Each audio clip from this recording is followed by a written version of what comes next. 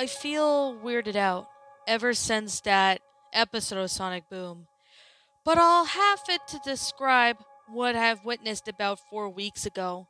When I was on the couch watching Cartoon Network's Craig in the Creek, or whatever the hell it's called, I got a text from my friend saying that there's a new episode of Sonic Boom coming up. It's the first season with 3 episodes. About time, I thought I'd text her thank you and went back to watching TV. Most of us were just waiting for a season 3 since their season 2 of Sonic Boom ended. The intro played immediately, and 3 minutes after Greg and the Creek ended, after the intro had played, it cut to the title card. It was called Deep Feeling in fancy lettering. Kind of a ripoff of what you see in a DDLC pro poetry, if you ask me. I noticed that Sonic the Hedgehog was looking at Knuckles while he looks at Sally Acorns from the old Sonic the Hedgehog cartoon, which I wish he was in Sonic Boom with the other old Sonic the Hedgehog characters, even his mother and his siblings from the Sonic Underground. Though to me, Sonic looked at Knuckles like how Yuri from DDLC would when she falls in love with the boy character. The episode starts with Sonic walking in the village in his usual state. At first, I thought I was going crazy until it got to the part where Sonic sees Knuckles talking to the Bandicoot twins flirtatiously. That's when I noticed Sonic had his jealous look on his face. At first, I thought it was just Knuckles making Sonic jealous by accident, but when the next scene came up, I was stunned by what I saw. Knuckles came up to Sonic's house and said, "Hey, Sonic." The blue hedgehog looked to see him with a surprised look and then turned away with a red face. Not an angry face, but a shy face, which was really real out of character for him to be that shy. It was similar to how a shy schoolgirl would react. "Oh, hey, Nux," Sonic said softly and shyly. I could hear what sounded like a heartbeat in the show. That's why I immediately noticed Sonic likes Knuckles, as in he really likes him. Oh my god, is Sonic gay? What the heck? I didn't understand how Sonic was straight, wasn't he? So he wasn't jealous of Knuckles, as he was of the twins? Knuckles had a confused look on his face, as Sonic took a deep breath. "Knuckles, do you like me?" Sonic asked hesitantly. "Of course, Sonic, I like you. You're my best friend," Knuckles said happily. But that hurt Sonic's heart when he called him his best friend. It cuts to the nighttime, and Sonic was pasting on the floor backwards and forwards for something to make him think. To his surprise, he turned to be paranoia. "Those stupid girls. I know what they're trying to do. They're trying to steal my Knuckles away. But I won't let them. I won't!" Sonic said in a form of paranoia tone into a crazy tone. It was similar to Anno from the Yandere simulator. I hoped Sonic wasn't going to do anything what I thought he was going to do. Sure enough, he was going to do what I thought he was going to do. First, he went to Amy's house and spied on her. "I know you've been trying to steal Knuckles. You even tried to steal me, make me yours, but it failed. But this time, you won't be able to," Sonic whispered, bird snickering. Sonic entered Amy's house and greeted her normally, but when the introductions are over, Sonic grabbed the knife from the counter. "Hey, Amy, I got a surprise for you, but I may need to blindfold you," Sonic said with a seemingly innocent voice. Amy agreed to do it before Sonic blindfolds her, and before she could ask what is Sonic used the knife for, and stabbed her in the heart. "The surprise is your death," Sonic said with laughing crazily as Amy died instantly. I felt like puking at what I just saw.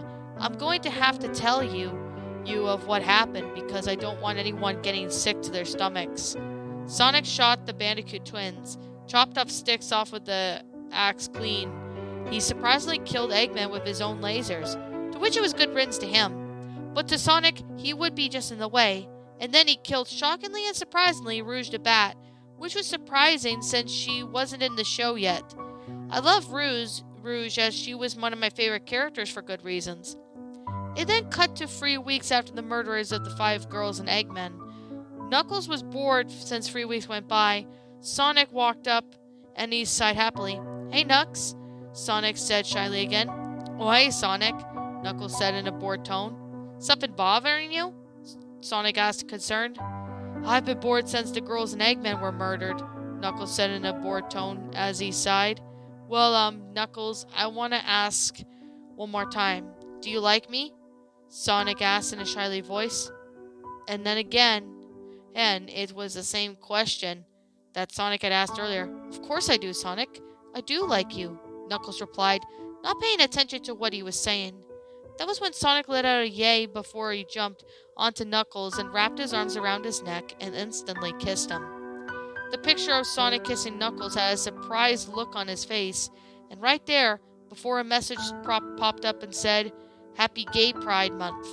On it instantly, I forgot it was Pride Month still. The episode ended right there. I raised an eyebrow of what I just saw. I mean, people don't appreciate gay people for obvious reasons. Sure, it's wrong to some people, but to most it's okay. Love is still love. Don't get me wrong, I can understand 2 or 3 characters have their own gay couples in Cartoon Network, and I understand the creators were being fair because they have 2 or 3 lesbian characters and 2 or 3 in alternate shows, but who are we to judge? Anyways, I all hope you'll have a great Pride Month. That was left of it anyway.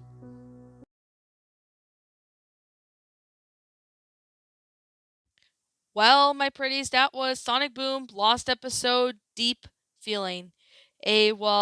Sonic Boom Lost Episode creepypasta written by BadHarleyLuck13. My final thoughts on the story?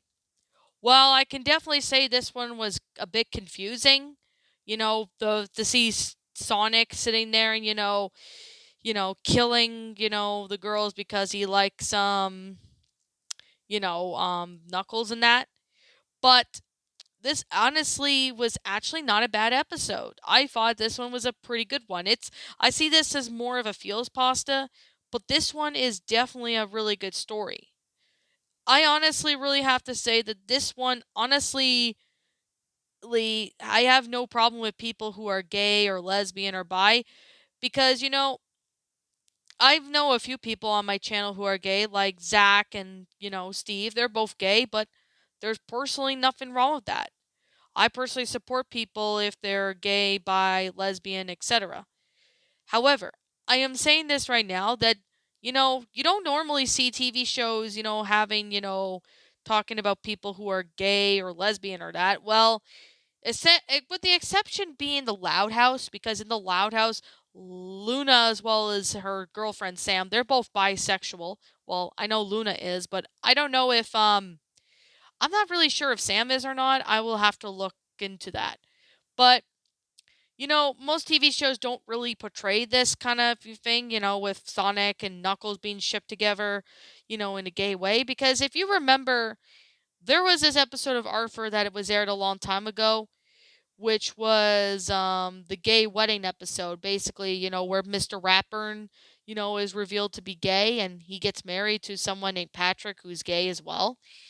Unfortunately, that episode did get a lot of controversy and stuff, and I think the episode banned it or something, in some countries or some states, which I honestly think that was dumb, but still. I mean, in all due reality, I personally really enjoyed it. I thought this was a pretty good story. I mean, it's a great story too. And since we're near the end of Pride Month, I thought, I should get this out there.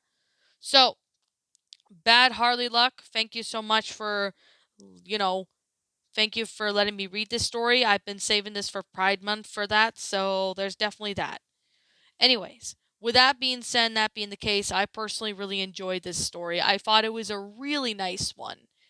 It's well made, and I mean, I did spot a few grammatical errors and some few punctuation errors, but I could definitely say right now it is a pretty good story.